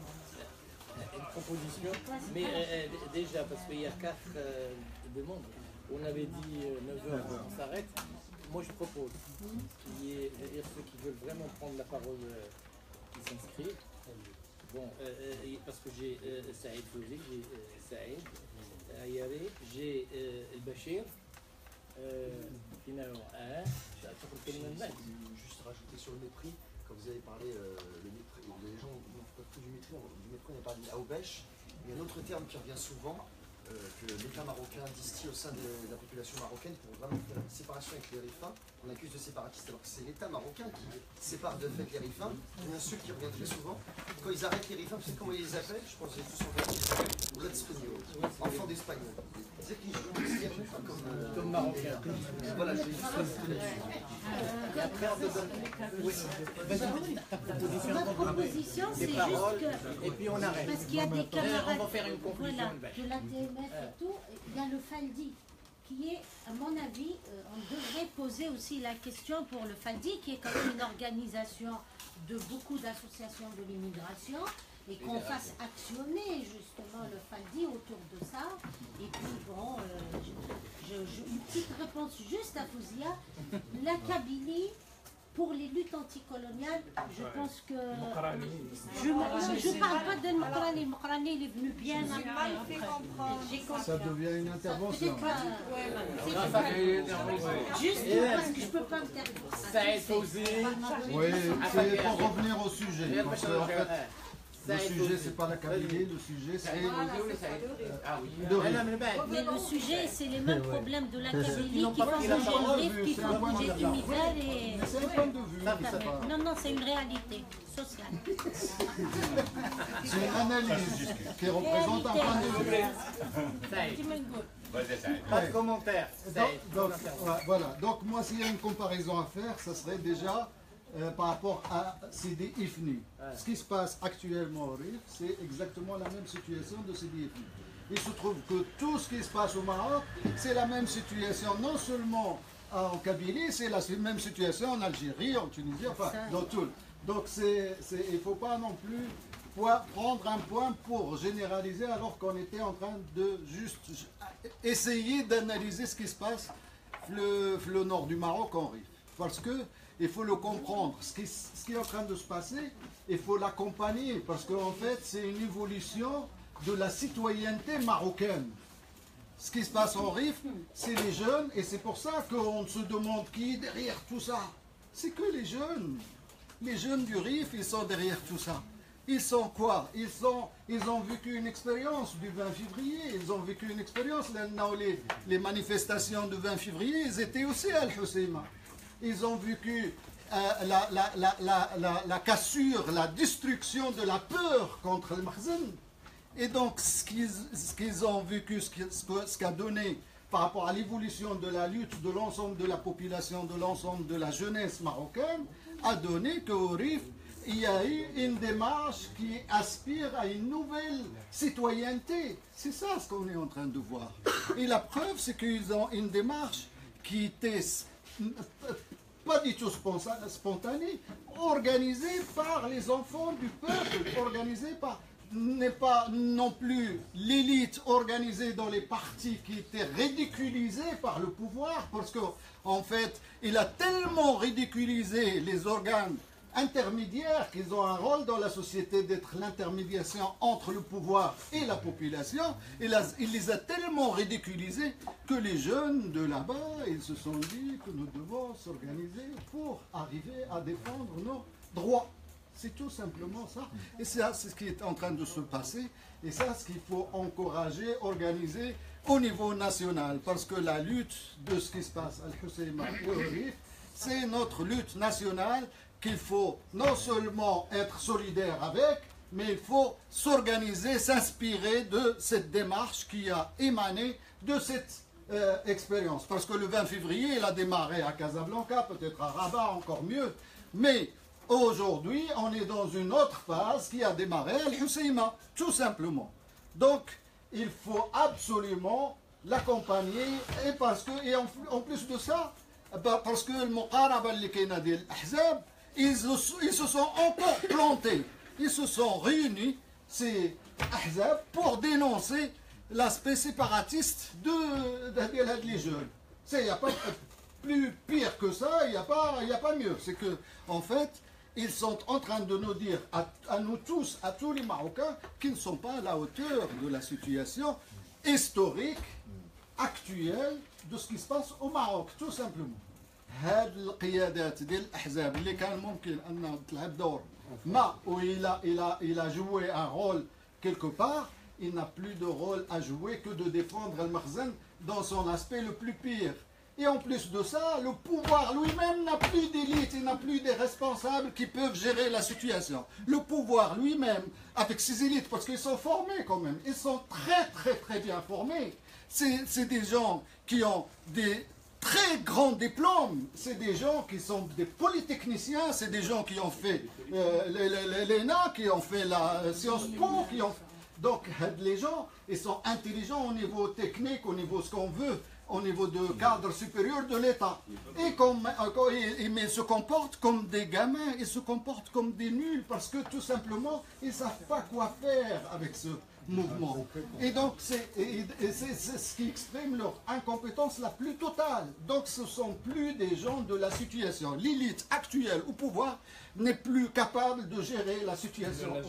Et donc, non, il avait quand même... pour terminer. La faillite, la démarche qu'ils avaient et qu'ils ont maintenant, c'est la démarche répressive. Il a exprimé sa faillite. Pourquoi? Parce qu'il commence à suivre et poursuivre les gens dans la plage. À convoquer un gamin de 6 ans. Parce que il faut voir sa fierté, lui, quand il dit, comment il les nargue, il dit dans la vidéo, j'ai que 6 ans. Ouais. J'ai reçu une convocation, j'ai 6 ans. C'est un amrar aussi.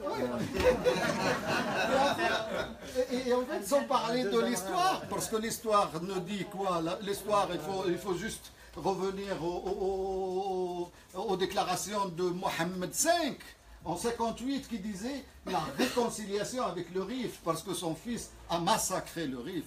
Et donc avec le nouveau roi qui voulait se réconcilier lui avec le Rif, il envoie des connards massacrer des gamins. Donc ils sont dans une impasse. L'impasse est réelle.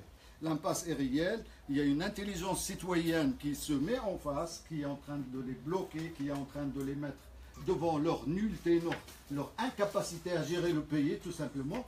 Que ce soit au niveau humain, que ce soit au niveau social, que ce soit au niveau culturel. C'est ça les revendications des jeunes du RIF. Ce sont des simples revendications. Une nouvelle urgente, s'il y a en liberté provisoire apparemment.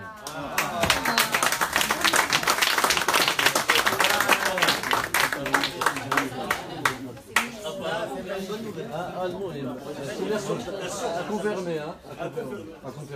À confirmer. Et donc, en fait, le fait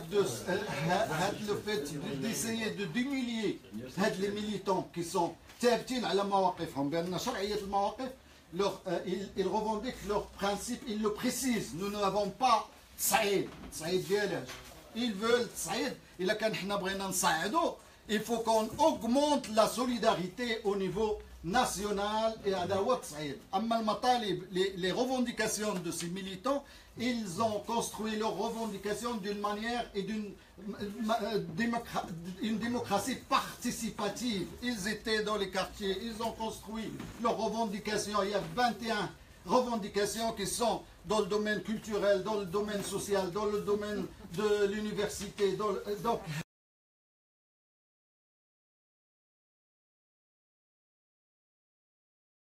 il y a aussi Rémi Legault, John Waterbury, le commandeur des croyants, des partis politiques et des élites. Et tout ça, malheureusement, c'est des écrits, des analyses qui ont été faites dans les années 70. Ils sont toujours d'actualité. Et là, je reviens en 2008. Il y avait un hirak. Il y avait une grande, énorme manifestation à Sidi Ifni, où vraiment il y avait une mobilisation, et je crois qu'il y avait pas mal de camarades ici et je me rappelle, c'était l'hiver, c'était au mois de décembre, on était là. Et comme ça se coïncidait avec Gafsa, on a conjugué entre la Tunisie, le Maroc et tout ça. Et heureusement, il y a mon ami, camarade Omar Ben Ali, tout à l'heure, il a parlé de comment le régime il essaye d'exploiter les comités de dialogue. Une fois qu'il y a le comité de dialogue, on est foutu. C'est défini, c'était une bonne cause, et on a défendu, et on avait des photos à Trocadéro de certains militants qui ont payé cher, et après, tu vois, ils sont reconvertis au ministère de l'Intérieur, avec des postes, machin. Et malheureusement, la cause de ces définis, elle est partie, comme on dit, chaos. C'est ça, voilà, je termine. Moi, ce qui m'intrigue, et là, c'est un appel solennel.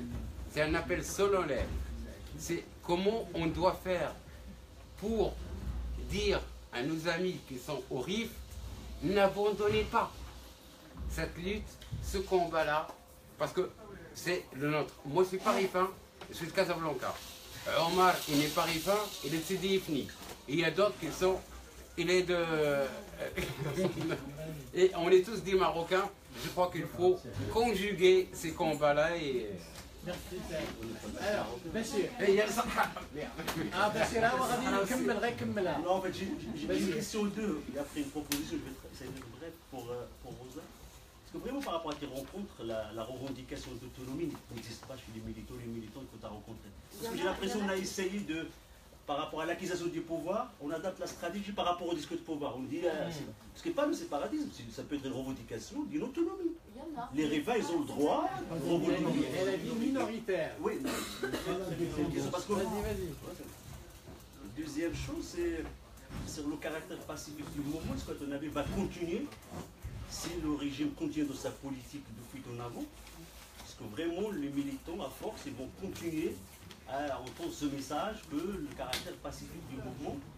Et troisième question, c'est par rapport, est-ce que, sur votre rencontre au niveau national, Rabat et Casa, est-ce qu'il y a un accompagnement, il y a une organisation pour accompagner ce mouvement, pour qu'il se traduise par une revendication politique plus large face à ce régime? D'une manière générale pour moi, je ne sais pas, juste parce que tout à l'heure on parle d'erreur par erreur, il faut savoir on est face de qui? On est face des régimes d'une dictature connue par la répression, par les violations de droits de l'homme. Il ne faut pas chercher ce qu'ils ont fait cette déclaration, je suis tout à fait d'accord avec Jaël. Tout ce qui s'est passé depuis la mort de Maxime Piketty, c'est une stratégie du pouvoir de gérer cette crise, cette situation. Donc là, on arrive à arrêter les têtes qu'on a fait ailleurs. La prochaine étape, ça va être les procès. Après les procès, ils vont attaquer Kougama, attendez-vous. Ils vont prendre les gens, 4 heures, 2 heures dans un fourgon, ils vont être tabassés, et vont lâcher à 15 km, à 20 km de la ville. On l'a pratiqué ailleurs. Donc, au fur et à mesure, le régime adapte sa stratégie. Donc moi je reviens en proposition liée aux France. On sait très bien que le pays qui défend le Maroc, c'est la France. Il n'y a pas d'autres pays. Ça joue l'avenir de ce régime, c'est pour ça que monarque, ça joue ici. Donc par rapport à nous ici, qu'est-ce qu'on peut faire? Donc, moi j'ai entendu Saïd, j'ai entendu les camarades.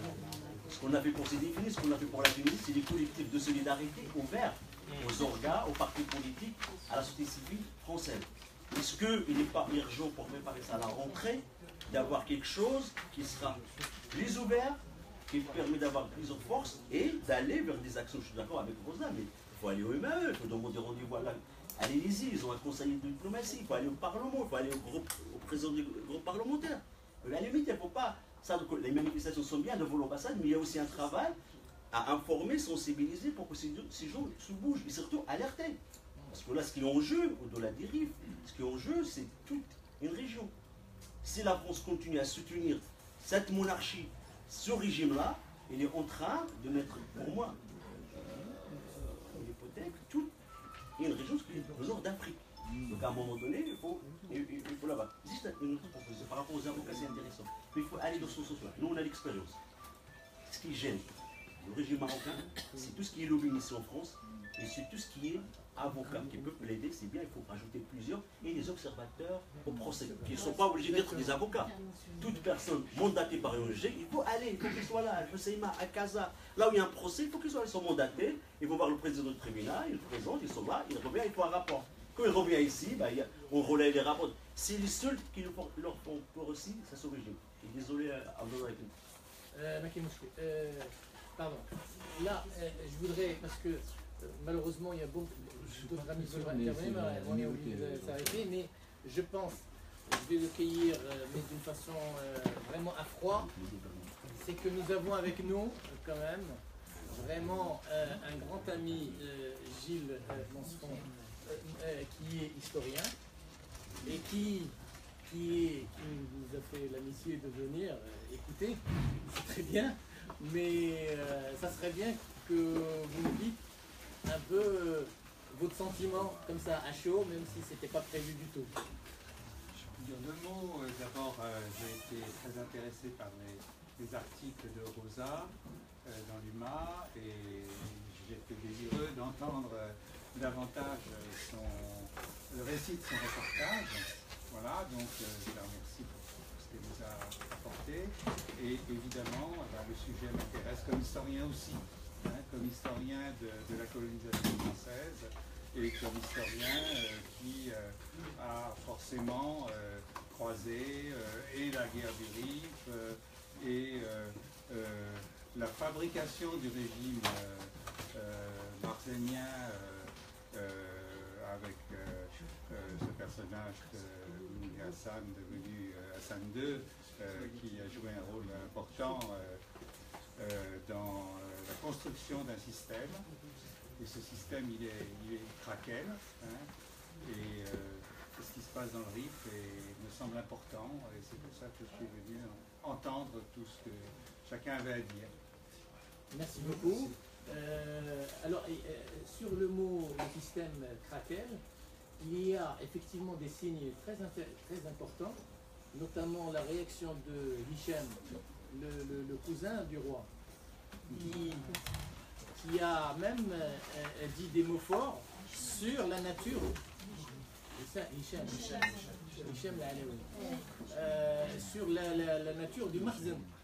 C'est-à-dire, il avait déjà critiqué, il avait déjà dit que il faut que ce régime se débarrasse du Marzen et de tous son tralala, notamment la question du Besma, la question de beaucoup de choses.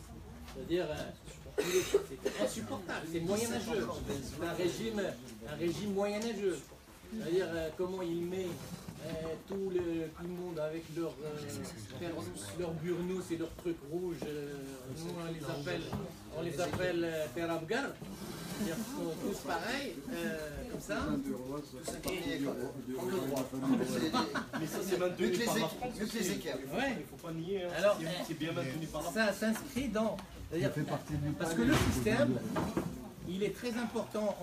On le voit à quelques signes, qu'à l'intérieur du système, il y a vraiment des tiraillements importants entre les sécuritaires d'un côté et ceux qui veulent éventuellement, parce qu'ils veulent sauver en réalité la monarchie. C'est-à-dire ils sont dans une démarche comme celle-ci et c'est pour ça qu'il y a, je dirais, de l'espoir à travers ce mouvement de lutte et à travers l'importance, ce qui a été dit, c'est l'importance de la généralisation et des mouvements à travers le Maroc, parce que la situation elle est aussi grave dans d'autres régions. On voit bien qu'il y a un bouillonnement et notre rôle, nous, en tant qu'immigration ici en Europe, c'est d'accompagner ce mouvement. Je suis tout à fait d'accord avec toi par rapport à Hichem qui veut sauver la monarchie, mais pas le changement.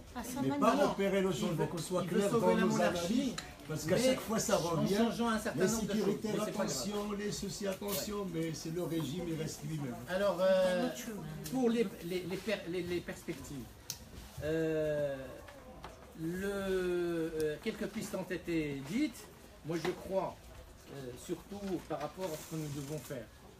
C'est-à-dire il y a effectivement nécessité qu'il y ait concertation entre les différentes structures qui ont déjà commencé à se manifester. Hein. Je pense à l'ASDOM, je pense à la coordination démocratique des organisations marocaines de l'immigration, je pense à l'AMF, la TMF, le comité de l'UEF évidemment, et la grande marche qui a été faite, qui a été exceptionnelle. Tout ça, il faut je dirais qu'il y ait une concertation plus étroite pour aller vers des formes, je dirais, de soutien et de solidarité concrète, notamment à travers ce qui a été dit, dire qu'on fasse pression ici sur la France, parce que nous sommes en France, et ça c'est très important. J'ai entendu parler d'une caravane qui va aller le vin, bon, en tout cas, il faut voir. Le 15. Il y a un appel pour une caravane qui va commencer le 15 de Norvège, d'Oslo. Et le 16, ce sera ici de France en fait. Le 16. Ils vont commencer le 15, le 16, ce sera ici en France. Eh bien, il faut faire circuler l'information pour que les copains qui... C'est pas contradictoire si on retient le vin pour le ministère des Affaires étrangères. On peut organiser une manif et c'est le vin. L'objectif, partir le 15 pour arriver là-bas et participer à la manifestation du vin. Et pour ceux qui restent, le vin au ministère des Affaires étrangères. Organiser un truc. Et ça, il faudra qu'il y ait une concertation entre nous pour bien organiser ça. Et je crois que ce qui est important, c'est que les militants qui sont vraiment, qui veulent et qui comptent rentrer, il faut qu'ils rentrent. C'est-à-dire, moi je crois que c'est ça qui est important. Parce que le message que nous passe le pouvoir, c'est justement l'intimidation. Comme ils ont arrêté le militant de Bruxelles à Casa, c'est pour intimider les militants qui sont actuellement. Et plus il y a de militants qui vont là-bas, mieux ça vaut. Emma, tu veux ajouter quelque chose? Juste pour dire qu'officiellement, il n'y a pas de liberté provisoire pour Célia. Il n'y a pas de liberté. Non, il y a pour information, il y a ce qu'on appelle contrepartie de l'État. Comme le Makhzen déjà a pris 8 artistes, y compris Cécilia. Oui. 8 artistes. Donc l'État, l'État, qu'est-ce qu'il a fait? Il a fait il a réservé l'avion et l'hôtel pour quelques artistes rifiens qui vont faire des concerts. Donc il y a ce qu'on appelle l'Akhdouran. Et c'est ce qui est dangereux. Ensuite, il y a un point, s'il vous plaît. J'ai attendu beaucoup que quelqu'un le passe. Et je m'adresse surtout à la journaliste Rosa. C'est que le rôle de l'Aïacha, impossible. Est-ce qu'ils ont, parce que ce qui est malheureux, c'est qu'on trouve un Aïach qui est docteur en philosophie. Ils ont joué un rôle très important. Et je peux dire le docteur partagé et qui passe des mouvements comme ça. Mais ils étaient dans tous les rassemblements, toutes les manifestations, pas seulement dans le RIF, hein, même ailleurs, dans les manifestations de solidarité, c'est assez systématique. On les a eu devant l'ambassade. Même devant l'ambassade, ils sont venus. C'était une minorité dans l'ambassade. Nous, on était plus de 80 militants, et ils étaient 10 ou 15, et ils font du bruit mieux que nous. Attention. Mais simplement, je ne sais pas qui a évoqué aussi les militants rifins qui sont à l'extérieur d'Abdesema et qui sont agressés. Ça arrive aussi extrêmement fréquemment. À Tanger, il y a un jeune militant rifin de la Voie démocratique qui a été agressé, mais ils l'ont démoli, quoi. Ils l'ont complètement démoli, et c'était pas des policiers, quoi, c'était des baltagiens, quoi. Pardon, je vais juste rebondir sur ma question de tout à l'heure. C'est qu'en fait, les services de renseignement européens, que ce soit français ou peu importe les autres pays, surtout de la France, communiquent des informations sur des gens qui travaillent dans des comités de soutien pour que ce soit en France ou dans d'autres pays. Qu'est-ce qu'on peut faire par rapport à ça? Est-ce qu'il faut qu'on dépose une plainte contre X, soi-disant, voilà, on a des gens qui qui revendique des droits basiques de la France, ou bien qui soutient des gens de RIF, est-ce qu'on peut faire quelque chose en tant qu'élite, que ce soit marocain, non-marocain, française, algérien, kabyle, faire quelque chose, une plainte contre ce régime, et même par rapport à la réception de Koumochi dernièrement, par exemple. Est-ce que vous avez des propositions par rapport à ça? Nous, on va prendre une initiative, je ne sais pas si je peux l'annoncer maintenant, mais l'UMA, on va écrire un appel en fait demandant la libération des prisonniers et demandant aussi que cesse la complaisance du régime français vis-à-vis du régime marocain, enfin du gouvernement français. Et l'idée c'est d'en faire un appel de personnalités, d'intellectuels de France et d'Afrique du Nord. Donc un truc large qui puisse faire entendre un peu une voix de pétition. Il faudra, de toute façon, il faudra diversifier et se concerter entre les différentes organisations de l'immigration pour que ça soit vraiment tout ça d'une façon, mais diversifiée. Par exemple, moi je pense qu'on a aussi un certain nombre de structures comme le syndicat de la magistrature, comme le syndicat des avocats de France, évidemment la Ligue des droits de l'homme qui nous soutiennent et tout ça.